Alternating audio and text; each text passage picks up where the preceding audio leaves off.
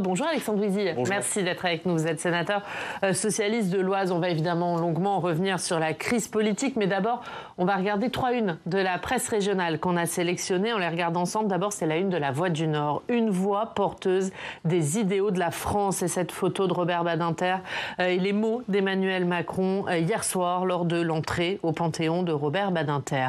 La deuxième une, c'est celle du bien public. Un espoir historique pour le Proche-Orient. Israël et le Hamas qui ont signé hier la première phase d'un accord sur le cessez-le-feu à Gaza, une libération d'otages après de fortes pressions de Donald Trump. Et puis la dernière une, c'est celle de la République du Centre. Autre sujet, médecin à la campagne, opération Reconquête. Consulter un généraliste dans un délai bref ou prendre rendez-vous chez un spécialiste devient de plus en plus compliqué, d'autant plus dans les zones rurales qui souffrent du manque de professionnels de santé. Quelle une avez-vous envie de commenter ? Bon, les 3 unes sont extrêmement importantes et revêtent des enjeux particulièrement centraux pour notre pays. C'est vrai que moi j'étais hier à la cérémonie d'hommage à Robert Badinter et en tant que socialiste aussi, évidemment je trouve que c'était un hommage absolument sublime, magnifique, qui a retracé la vie et les combats de Robert Badinter contre la peine de mort en France, puis pour l'abolition universelle de la peine de mort, contre aussi ce qui a été moins été dit hier, vous savez, ces juridictions d'exception, notamment Cour de sûreté de l'État qu'il a contribué à supprimer, pour aussi l'abrogation de la dépénalisation de l'homosexualité qui était ce vestige honteux de Vichy qui était encore dans nos lois en 1982.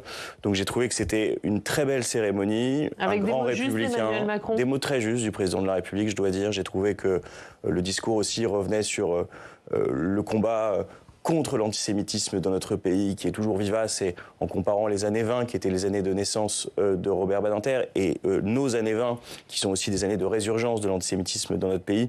Et donc j'ai trouvé que c'était en effet vraiment une très belle cérémonie. Emmanuel Macron qui a promis de porter le combat pour l'abolition universelle de la peine de mort et de prolonger ainsi le combat de Robert Badinter. C'est vrai que c'est la position du Quai d'Orsay depuis toujours et de la diplomatie, enfin depuis toujours. En tout cas depuis l'abolition, le Quai d'Orsay et Emmanuel Macron le prolonge, est en effet engagé dans ce combat diplomatique de la France pour l'abolition universelle de la peine de mort. Et un mot, puisque hier la tombe de Robert Badinter au cimetière a été profanée. Qu'est-ce que vous avez ressenti en apprenant ça ?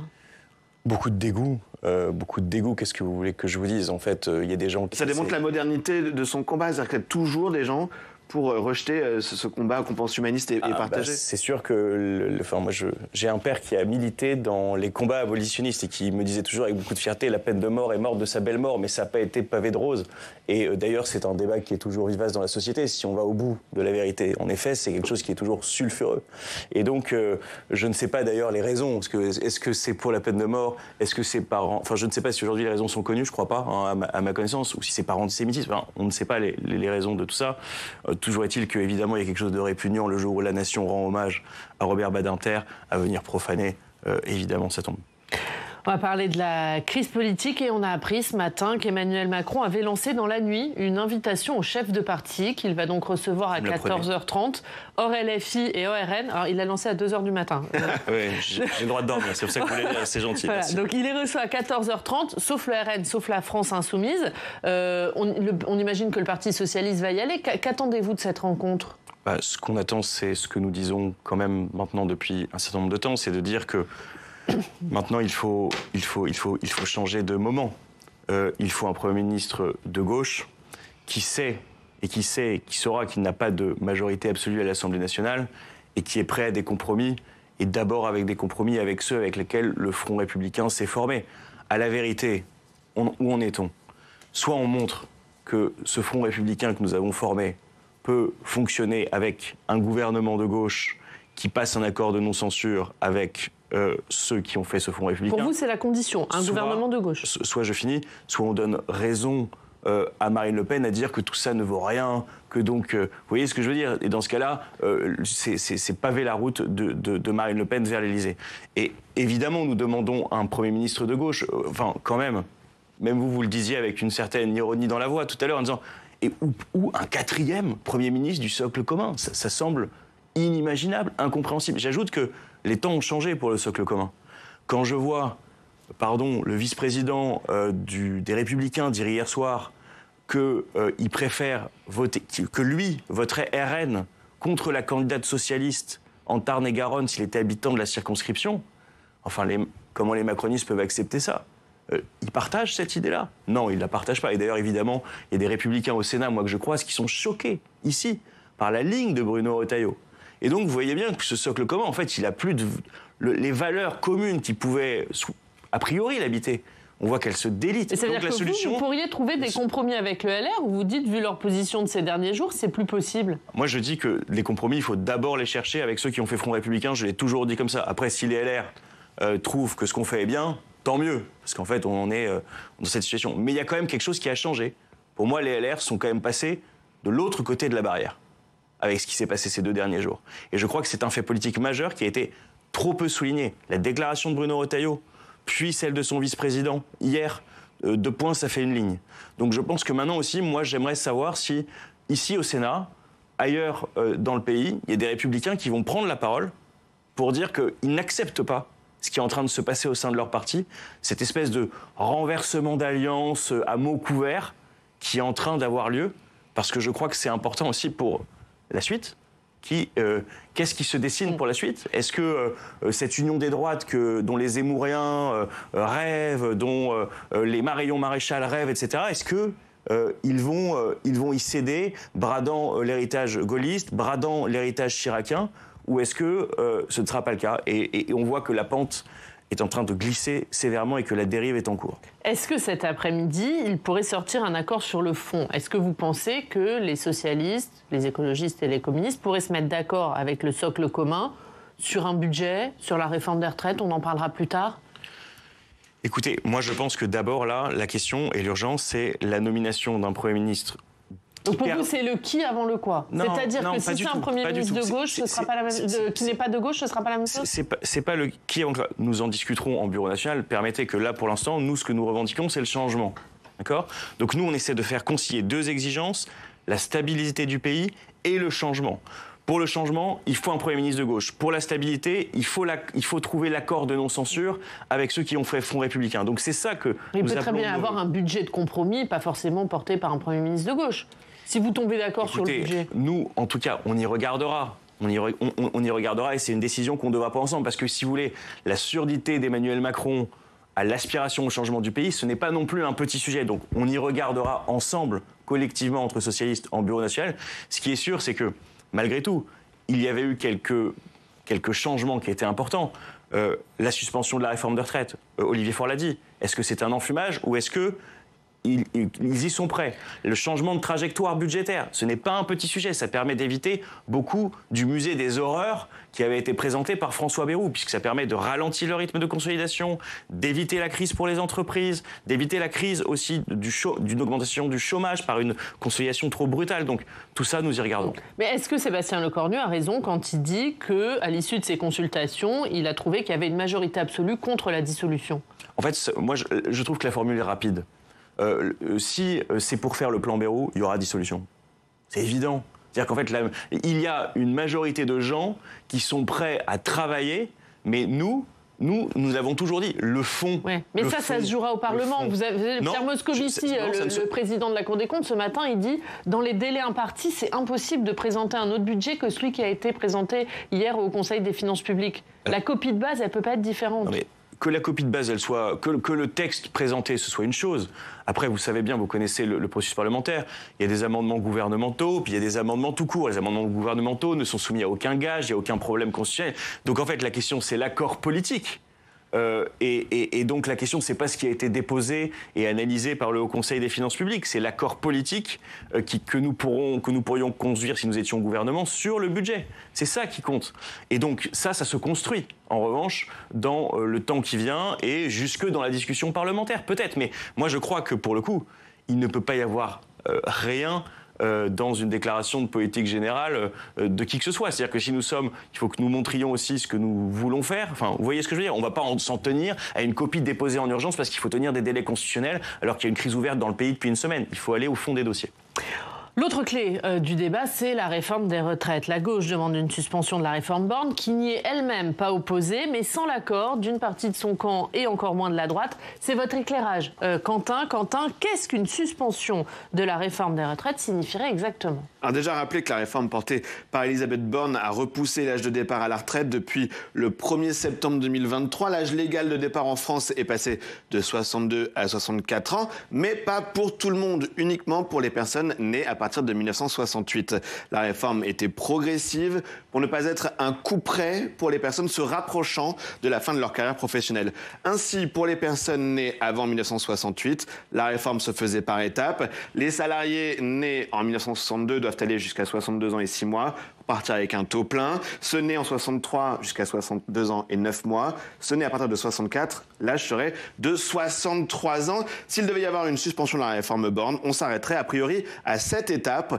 Suspendre, ça voudrait dire que les personnes nées à partir du 1er janvier 1964 partiraient à 63 ans, expliquait une experte mercredi dans Les Échos. Selon le syndicat de la CFDT, pas moins de 600 000 personnes seraient concernées et pourraient ainsi partir plus tôt. Attention, hein, on a bien dit, cela ne signifie pas un retour en arrière et un retour à l'âge de 62 ans. On s'arrêterait simplement là où la réforme en était. Alors, combien coûterait une telle suspension ? Le coût de ce changement s'élèverait à pas moins de 3 milliards d'euros en 2027, a dit Sébastien Lecornu. La Cour des comptes avait travaillé sur une suspension à 63 ans. Au moment où vous vous rappelez de l'ouverture du conclave, la Cour parlait d'un coût de 13 milliards d'euros par an pour les finances publiques en 2035, avec en fait une double dégradation selon la Cour des comptes sur le régime des retraites à hauteur de 5,8 milliards d'euros et également une perte additionnelle de recettes publiques de 7,2 milliards en raison des carrières plus courtes qui provoquaient donc des recettes fiscales plus faibles. À plus court terme, un arrêt de la réforme coûterait entre 500 et 600 millions d'euros dès la première année, a dit cette semaine le sénateur Alain Milon, interrogé par publicsénat.fr. Alexandre Ouzille, on a lu les inquiétudes de la droite, de l'échiquier politique, sur les conséquences sur les finances publiques de cette suspension de la réforme des retraites. Est-ce que vous reconnaissez que cette suspension a des conséquences très lourdes pour les caisses de la sécurité sociale ? Écoutez, en fait, déjà, revenons à la réforme Borne. Pourquoi nous la contestons ? Nous la contestons parce qu'elle est profondément injuste. Elle fait peser sur tous ceux qui ont commencé à bosser tôt l'effort sur les retraites. Moi, par exemple, qui ai fait des études jusqu'à 24-25 ans, 25 plus 42, ça fait 67. Donc je ne suis absolument pas concerné. Tous les cadres sup, tous ceux qui ont fait des études supérieures, ils ne sont pas concernés et on faisait porter tout l'effort sur ceux qui ont commencé à bosser tôt avec la mesure d'âge. Donc nous y sommes opposés. Je note quand même au passage que nous demandons notre position à nous, c'est l'abrogation de la réforme Borne. Vous voyez, nous, on veut revenir à 62 ans. Mais parce qu'on est prêt à faire un compromis politique, je veux dire, la suspension, c'est déjà pour nous un compromis politique. Donc c'est déjà, j'aimerais quand même que les gens le comprennent bien. Vous nuancez déjà votre position en disant suspension et pas abrogation. Non, mais exactement. C'est-à-dire que lorsque nous avons, en janvier dernier, discuté ce point, la suspension, c'était déjà un point milieu. Donc, si vous voulez, c'est le premier point. On reporte à 2027 le débat de fond sur ce qu'il faudra faire avec la retraite. Ça me semble, on suspend. En fait, si vous voulez, il y a quoi ? Il y a le problème d'une réparation démocratique de ce qui s'est passé. Il y a des milliers de gens, des centaines de milliers, des millions de gens qui ont posé des journées de grève et qui ont vu une réforme s'imposer dans la brutalité d'un 49-3.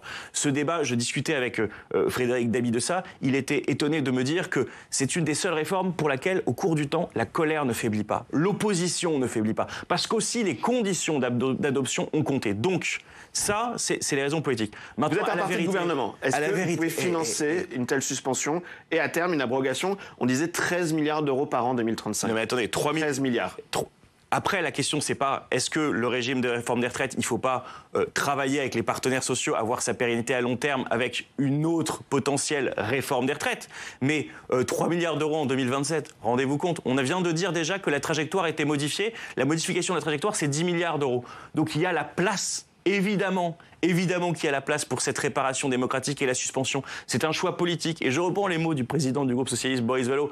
Il faut que les macronistes comprennent qu'évidemment, un compromis, ça va leur faire mal. Il faut qu'ils renoncent à une partie de leur politique économique. D'une mesure. Non, mais c'est pas le scalp, c'est pas une question de scalp. C'est une question que s'ils croient qu'il y a des accords de non-censure qui sont possibles d'un côté ou de l'autre sans qu'il y ait un changement de politique économique, il se fourvoie complètement. Évidemment qu'il faut un changement de politique économique et évidemment que la réforme des retraites, qui a été l'un des plus grands mouvements sociaux de ce pays depuis très longtemps, elle rentre dans l'équation. Merci Quentin. On continue, évidemment, on va voir l'actualité dans nos régions. C'est avec nos partenaires de la presse régionale. On va à Montluçon, dans l'Allier, où on retrouve Julien Pépineau, responsable de l'agence de la montagne à Montluçon. Julien, on va parler d'un autre sujet avec vous. Cette semaine, il y a le sommet de l'élevage de Cournon d'Auvergne. Il s'achève aujourd'hui. Et c'est un peu comme le salon de l'agriculture, c'est un événement qui attire beaucoup de politiques. Oui, effectivement, puisque c'est devenu le deuxième événement pour la profession qui attire donc son lot de personnalités politiques. Ma question du coup est comment trouver le bon équilibre entre préoccupation des agriculteurs qui ressortent lors de ces rendez-vous et puis une actualité nationale qui est celle qu'on connaît et qui est forcément sujet à de nombreuses questions. Et Julien, justement, vous avez une question. Oui, tout à fait, c'est comment trouver l'équilibre entre l'actualité nationale riche et donc aussi les questions des agriculteurs qui surgissent lors de cette occasion. Oui, peut-être pour répondre à Julien, évidemment qu'on a un sujet. C'est-à-dire que quand vous n'avez pas de gouvernement, quand vous avez un ministre de l'Agriculture démissionnaire, quand le système est largement bloqué, c'est difficile d'apporter les réponses. Moi, ce que je peux dire, mais c'est une réponse évidemment de portée générale sur ce que nous portons, c'est que on peut et on doit demander de la qualité à nos agriculteurs, et notamment sur l'élevage, sur les conditions de l'alimentation, mais que, en revanche, on ne peut le faire qu'en n'acceptant pas des accords commerciaux internationaux qui les mettent en concurrence avec des gens qui ont des pratiques que nous ne tolérons pas nous-mêmes. Donc, à la vérité, et ça renvoie à ce qui a pu se passer sur les quotas de bœuf, pour le CETA, ce qui a pu se passer sur tout un tas de choses que nous avons acceptées. À la vérité, c'est si nous demandons aux agriculteurs de faire de la qualité, nous ne pourrons pas les mettre en concurrence avec des pays qui n'en font pas. Ça, c'est le fondement, nous, de ce que nous pensons sur les questions agricoles. Mais par exemple, sur le Mercosur, Emmanuel Macron, il est opposé au traité tel qu'il est prévu à l'heure actuelle. Pourtant, il risque de rentrer en vigueur. C'est-à-dire que la France, elle perd cette bataille. Mais attendons de voir. Enfin, s'il est vraiment. Alors déjà, il n'était pas opposé. Je vous rappelle le débat que nous avons eu dans l'hémicycle sur ce qu'a pu être le CETA, etc., entre les uns et les autres. Mais surtout sur le Mercosur, s'il y est opposé, qu'il fasse ratifier le Parlement, que le Parlement est contre. Mais la Commission européenne a scindé le texte en deux pour pouvoir échapper justement à cette ratification par le Parlement. Et vous avez raison, il y a une bataille qui se mène au niveau national et il y a une bataille qui se mène au niveau européen. Il y a deux batailles qui se mènent en même temps. Un dernier mot juste sur la crise politique. Est-ce que vous attendez une prise de parole d'Emmanuel Macron ? Est-ce qu'il doit s'exprimer ? C'est évident quand même. Je veux dire, la Constitution fait du président de la République, c'est l'article 6 de notre Constitution, le garant des institutions. Les institutions sont en train de dysfonctionner gravement. Il en est le garant. Donc évidemment qu'il faut qu'il s'exprime. C'est attendu de lui. Et c'est même honnêtement assez étrange qu'une crise ouverte depuis 72 heures maintenant, le président ne se soit pas encore exprimé. Donc évidemment qu'il faut que le président de la République s'exprime. Merci Julien, merci d'avoir été avec nous. La une de la montagne, c'est le sommet de l'élevage. Le cheval prend les rênes. C'est à la une de votre journal. Alexandre Huizy, ce 10 octobre, c'est la journée mondiale de la santé mentale. Et ce qui était, il y a encore peu de temps, un tabou, l'est de moins en moins, le burn-out chez les élus locaux. Et c'est l'une des premières à avoir brisé ce tabou de la santé mentale. Des élus, c'est la maire d'Aubervilliers, Karine Franclay. Elle s'était mise en retrait pendant plusieurs mois après un burn-out. On l'écoute. Je pense que c'était en juin 2024 où un matin j'étais plus capable de marcher. J'arrivais plus à me lever, tout paraissait insurmontable, que ce soit les petites choses du quotidien. Il y a des fois j'arrivais plus à venir à la mairie. Enfin c'était trop. C'était trop. Puis j'étais dans le déni. Enfin, j'étais toujours dans le même mécanisme de c'est un coup de mou, je suis fatiguée, ça va passer. Et puis voilà, quand on se repose un petit peu, et puis ça repart. Ça repart. Voilà, c'est pas reparti. Voilà, cette interview, elle est retrouvée dans le reportage de Jérôme Rabier, maire au bord de la crise de nerfs. Il est diffusé cet après-midi à 16h30 sur notre antenne. Et on va justement poursuivre sur ce sujet. On va en Gironde. Bonjour Stéphane Delpera, merci beaucoup d'être avec nous.